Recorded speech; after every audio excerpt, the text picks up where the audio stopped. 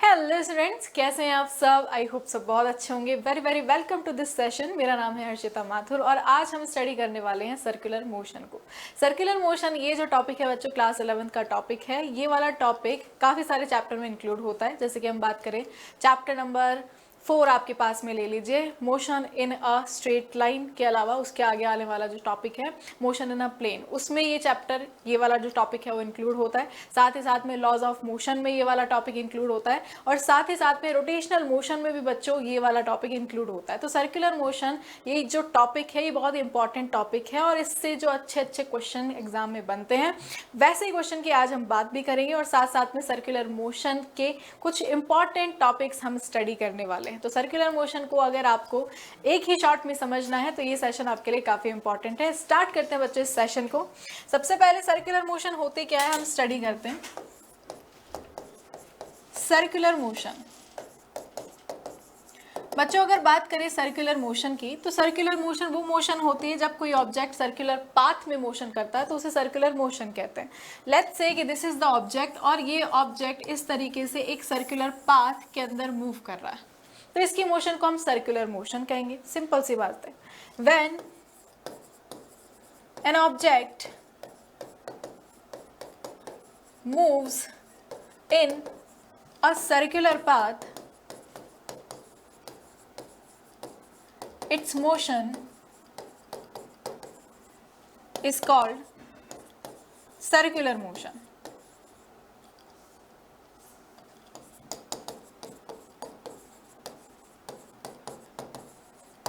उसके मोशन को बच्चों हम सर्कुलर मोशन कहते हैं।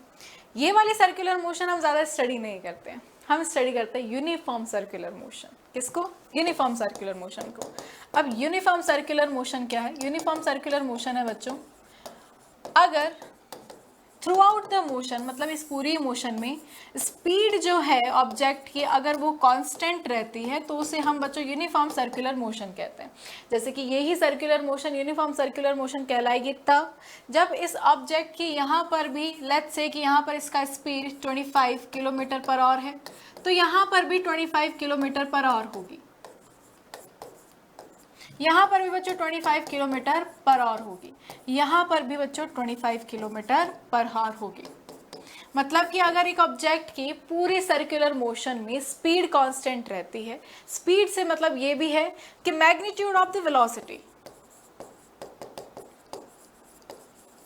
उसका जो वेलोसिटी का मैग्नीट्यूड है अगर वो कांस्टेंट रहता है तो इसे हम यूनिफॉर्म सर्कुलर मोशन कहते हैं। अब सर्कुलर मोशन में बच्चों एक इंपॉर्टेंट चीज ये है कि सर्कुलर मोशन में स्पीड कांस्टेंट रहती है, वेलोसिटी का मैग्नीट्यूड कांस्टेंट रहता है, लेकिन वेलोसिटी कांस्टेंट नहीं होती। कैसे? जैसे कि सपोज बच्चों कि ये अपने पास में सर्कुलर मोशन है, इस तरीके से ऑब्जेक्ट सर्कुलर मोशन कर रहा है। लेट्स से कि यहाँ पर, यहाँ पर, यहाँ पर और यहाँ पर, इन पॉइंट्स पर इनका वेलोसिटी बच्चों, वेलोसिटी का मैग्नीट्यूड कांस्टेंट है, लेकिन हर एक पॉइंट पर वेलोसिटी की डायरेक्शन अलग होगी।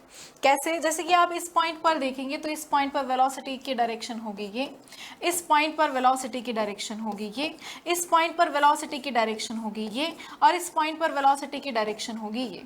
मतलब वेलोसिटी का जो मैग्नीट्यूड है वो तो कांस्टेंट है लेकिन उसकी डायरेक्शन बच्चों हर पॉइंट पर डिफरेंट डिफरेंट है, तो वेलोसिटी वेक्टर कांस्टेंट नहीं होता। सर्कुलर मोशन या फिर यूनिफॉर्म सर्कुलर मोशन वो मोशन होती है जिस मोशन में, पूरी सर्कुलर मोशन में ऑब्जेक्ट की स्पीड तो कांस्टेंट रहे, मतलब कि उसकी वेलोसिटी का मैग्नीट्यूड कांस्टेंट रहे, लेकिन उसका बच्चों वेलोसिटी वेक्टर एक कांस्टेंट ना हो, हर पॉइंट पर वेलोसिटी वेक्टर की डायरेक्शन अलग होती है। Direction of velocity vector is different at every point। Her point पर डायरेक्शन क्या होती है बच्चों? डिफरेंट होती है। ऐसी मोशन को बच्चों हम सर्कुलर मोशन कहते हैं। एक बार सर्कुलर मोशन की बच्चों हम डेफिनेशन भी स्टडी कर लेते हैं और इसकी कुछ एग्जांपल्स भी देख लेते हैं। Circular motion is the motion of an object in a circular path or around a circle with constant speed। मतलब कि अगर कोई ऑब्जेक्ट कांस्टेंट स्पीड से एक सर्कुलर पाथ में मोशन कर रहा है तो उसकी मोशन को हम यूनिफॉर्म सर्कुलर मोशन कहते हैं।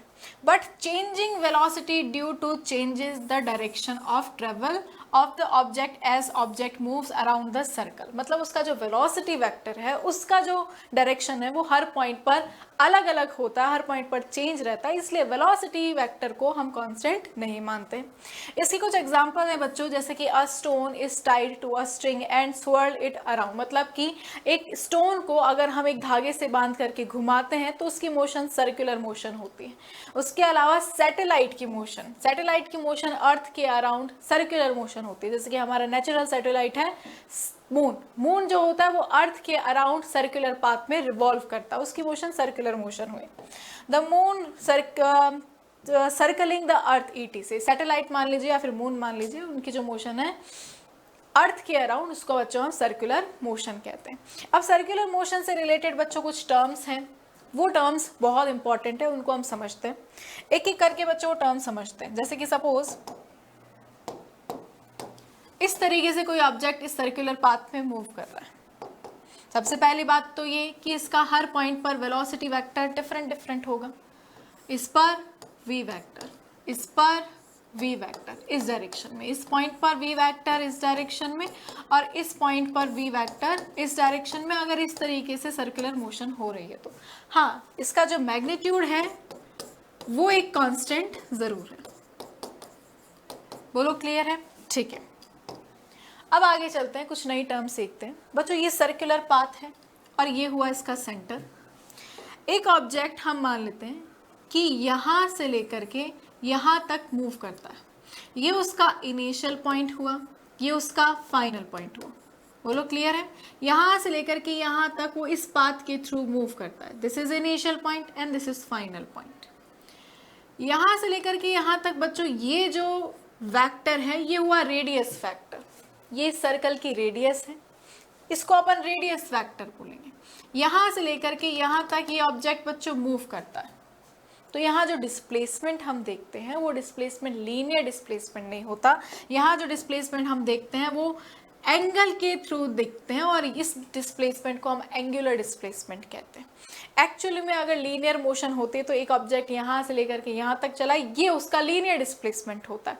लेकिन जब कोई ऑब्जेक्ट सर्कुलर पाथ में मूव करता है लाइक दिस, तो वो कितना एंगल ट्रेस कर रहा है सेंटर पर, वो जो एंगल होगा वो ही उसका एंगुलर डिस्प्लेसमेंट होगा। तो यहाँ पर सर्कुलर मोशन में हम जो डिस्प्लेसमेंट लेते हैं वो एंगुलर डिस्प्लेसमेंट लिया जाता है, और ये वो एंगल है जो रेडियस वेक्टर ट्रेस करता है सर्कल के सेंटर पर, जैसे कि यहाँ पर आपको डेल्टा थीटा दिख रहा है। बोलो क्लियर है? तो डेल्टा थीटा होती है इसकी वैल्यू। अगर आप इसकी SI यूनिट निकालेंगे यहाँ से तो इसकी SI यूनिट रहेगी बच्चों रेडियन, क्योंकि ये एंगल है और एंगल की SI यूनिट रेडियन होती है। इसकी डायमेंशन आप निकालेंगे तो इसकी डायमेंशन कुछ होती नहीं है, it is a dimension less physical quantity, क्योंकि एंगल की कोई डायमेंशन होती नहीं। तो ये हुआ बच्चा एंगुलर डिस्प्लेसमेंट। एंगुलर डिस्प्लेसमेंट के बाद में जो सेकंड टर्म आती है वो आती है angular velocity.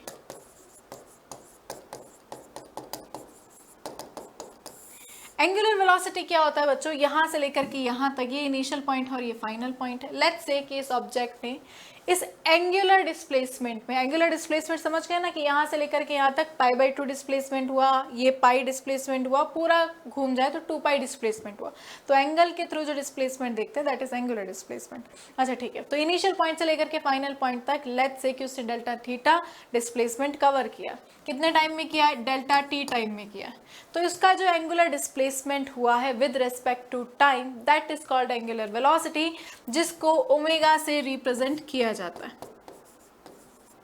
Delta theta upon में डेल्टा टी। यस ये एक वेक्टर क्वांटिटी है, यस ये भी एक वेक्टर क्वांटिटी है, it is a vector quantity, it is a vector quantity.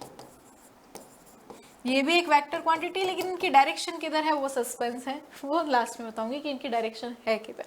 पहले आप समझिए कि डेल्टा थीटा होता है एंगुलर डिस्प्लेसमेंट, और ये angular displacement with respect to time अपने पास में होती है एंगुलर वेलोसिटी, जिसको ओमेगा से रिप्रेजेंट किया जाता है। इसका आप SI यूनिट निकालेंगे तो SI यूनिट आएगा बच्चों रेडियन पर सेकेंड। इसकी आप डायमेंशन निकालेंगे तो बच्चों इसकी डायमेंशन बिल्कुल होती है, और इसकी डायमेंशन होगी, रेडियन की कोई डायमेंशन होती नहीं है, और इसकी डायमेंशन हो जाएगी T-1। बोलो क्लियर। इसके बाद में बच्चों आएगा आपके पास में एंगुलर एक्सेलरेशन। अब क्यू की डिस्प्लेसमेंट है, क्यू की वेलोसिटी है, तो एक्सेलरेशन भी होगा। और एक्सेलरेशन को बच्चों इस तरीके से अल्फा से रिप्रेजेंट किया जाता है। It is also a vector quantity जो कि एंगुलर वेलोसिटी में टाइम के रेस्पेक्ट में चेंज के इक्वल होती है। तो डेल्टा ओमेगा अपॉन में डेल्टा टी इसका वैल्यू होता है। ये भी एक वेक्टर क्वांटिटी है। It is a vector quantity, ये एक वेक्टर क्वांटिटी है। और इसके आप ऐसा यूनिट निकालेंगे तो इसके ऐसा यूनिट आपके पास में आएगी रेडियन पर सेकेंड स्क्वायर। और इसकी डायमेंशन बच्चों अगर आप निकालेंगे तो इसकी डायमेंशन आपके पास में आएगी t-2, क्योंकि रेडियन की कोई डायमेंशन नहीं होती और सेकेंड की डायमेंशन हो जाएगी t, तो t-2। बोलो क्लियर। ओके, अब इनकी डायरेक्शंस किधर होगी बच्चों आओ अच्छे से समझते हैं और आपको हर एक चीज की डायरेक्शन में बताती हूँ। लेट्स से कि बच्चों ये कोई प्लेन है जिस प्लेन के अंदर सर्कुलर मोशन हो रही है, ठीक है। लेट्स से कि ये आपकी कोई टेबल है, जिस टेबल पर आप स्टडी करते हो उसके अंदर कोई सर्कुलर मोशन हो रही है इस तरीके से। तो इस सर्कुलर मोशन में सबसे पहले तो मान लेते हैं कि ये जो रेडियस है इस सर्कल का वो रेडियस है r। क्लियर है। इस सर्कुलर मोशन के थ्रू आउट स्पीड कांस्टेंट रहेगा बट वेलोसिटी हर पॉइंट पर डिफरेंट रहेगी और वो टेंजेंशियली निकाली जाती है। आप टेंजेंट खींच लीजिए इस तरीके से, तो ये टेंजेंट वेलोसिटी वेक्टर की डायरेक्शन को रिप्रेजेंट करेगा। मतलब कि जिस प्लेन में सर्कुलर मोशन होती है उसी प्लेन के अंदर डायरेक्शन होती है वी वेक्टर की। बोलो क्लियर है, ठीक है। यहां से लेकर के यहां तक लेट्स से डिस्प्लेसमेंट हुआ है, कितना हुआ है, let's say delta theta displacement हुआ है। ये इनिशियल पॉइंट है और ये फाइनल पॉइंट है। भले ही डिस्प्लेसमेंट आपको दिख रहा है कि टर इस तरीके से डिस्प्लेसमेंट हुआ है एंगल का, लेकिन इस डिस्प्लेसमेंट वेक्टर की डायरेक्शन ये नहीं होती है। इसकी डायरेक्शन होती है बच्चों, ये हुआ centre of the circle, circle के सेंटर से जाने वाली परपेंडिकुलर ये जो एक्सिस है इस एक्सिस के अलोंग होती है डायरेक्शन डेल्टा थीटा वेक्टर की भी, ओमेगा वेक्टर की भी और अल्फा वेक्टर की भी। किस तरीके से निकालेंगे डायरेक्शन, आप राइट हैंड थंब रूल लगा सकते हैं। आप अपने राइट हैंड के थंब को इस तरीके से करिए, मतलब कि राइट हैंड की फिंगर्स को आप कर्ल करिए in the motion of circular motion, मतलब कि जिस तरह की यहाँ पर हो रही है सर्कुलर मोशन इस तरीके से आप बच्चों कर्ल कीजिए। जो थंब की डायरेक्शन होगी उसी के अलोंग होगी डायरेक्शन आपकी डेल्टा थीटा की, ओमेगा की और अल्फा की। बोलो क्लियर है। ये होना चाहिए बच्चों आपका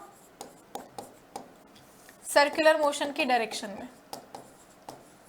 फिंगर्स और थंब की डायरेक्शन रिप्रेजेंट करेगी डेल्टा थीटा, ओमेगा और अल्फा को। बोलो क्लियर है। यहाँ पर एक रिलेशन भी होता है बच्चों, v is equals to r omega होता है, जहाँ पर v होती है बच्चों इसकी लीनियर वेलोसिटी और r होता है रेडियस ऑफ द सर्कल और ओमेगा होती है बच्चों यहाँ पर angular velocity. v is equals to होता है बच्चों r ओमेगा। तो इस तरीके से बच्चों आप डायरेक्शन भी देख सकते हैं।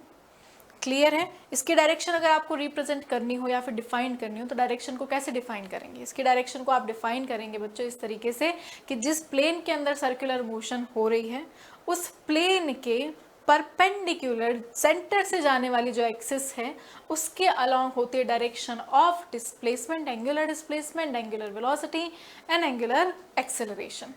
इतना ही नहीं बच्चों, सेंटर की तरफ भी हमेशा एक एक्सेलरेशन लगता रहता है, लीनियर एक्सेलरेशन।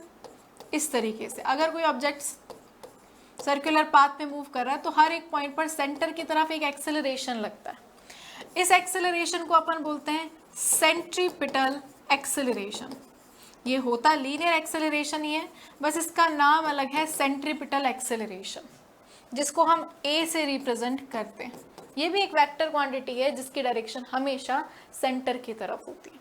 और इसकी वजह से, क्योंकि हमें पता है कि जब भी कहीं पर एक्सेलरेशन लगता है तो वहां पर फोर्स भी लगता है, तो सेंट्रीपिटल एक्सेलरेशन की वजह से हमेशा सेंटर की तरफ एक फोर्स लगता है जिसे हम कहते हैं सेंट्रीपिटल फोर्स।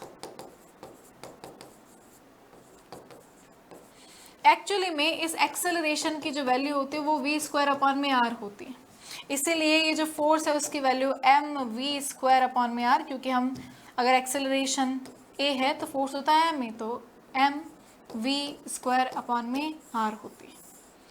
बोलो क्लियर। तो इस तरीके से बच्चों सर्कुलर मोशन में सभी फिजिकल क्वांटिटी की डायरेक्शन देखी जाती है, और ये सारी फिजिकल क्वांटिटी है जो मैंने आपको इंट्रोड्यूस करवाई है। इसी तरीके से बच्चों मैं और लेक्चर्स लेकर के आती रहूँगी। आई होप लेक्चर अच्छा लगा होगा। अब हम मिलेंगे इसी तरीके से नेक्स्ट लेक्चर में, तब तक के लिए you take care and bye bye.